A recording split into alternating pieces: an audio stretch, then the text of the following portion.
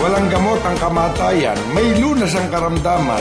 Ray Herbal Food Supplement, dito ka tatagal. Ay herbal na mabisa. Itong year na ito, nagpaltos na yung pako. Yan na, pumaltos na, bigla lang. Nung pina-check up ko, diabetes pala. Pagkatapos, gusto na akong i-impute. Dahil namagaya, naghimakoma yan. Hanggang dito, nangitim yan.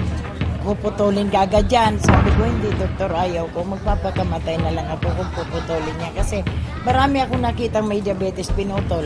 Namatay din. Ayaw ko na nung ganon. Ayaw ko makipaganon. Kasi yung diabetes ko, kumbaga sa komplikado na. Nariyang nangihina na ang mata ko.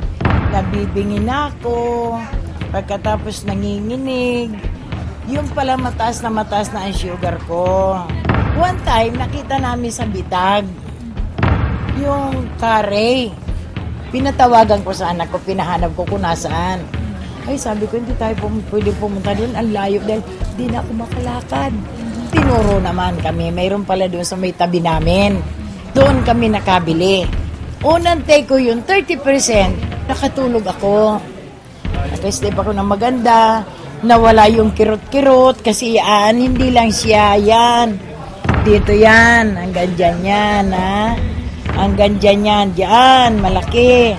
Ito lalong malaki, kaya yan, nangingitim pa nga, may itim pa rin siya. Noon, hindi na ako pwede mag-chinelas, hindi na ako pwede mag-shoes. Ngayon, ito ako. Tatlong 30%, tatlong 20%. Pero doon sa 30%, nakakadalawa pa lang ako. Nahinto ng ihi ako ng ihi. And secondly, nagkasugat ako sa tainga. Pati dyan, hindi na ako nakakapag-shampoo. Diyan.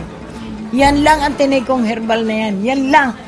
Nawala yan. Kapag necklace na ako, tapos sabi, hindi na pwedeng mag-jewelry dahil ma-allergy. Awa ng Diyos. 6 na bote lang. Ngayon, ang kamay ko, pwede na akong manuntok ulit. Ngayon, balik sigla. Hopefully, salamat sa Diyos. Ayan, dati kasi hindi na ako nakakatay, nanginginig ako na. Kasi yan yung sugat na yan, oh. Ang totoo, gumaling ako sa herbal, tapos. Walang gamot ang kamatayan, may lunas ang karamdaman. Ray Herbal Food Supplement, dito ka tatagal. Ay herbal na mabisa.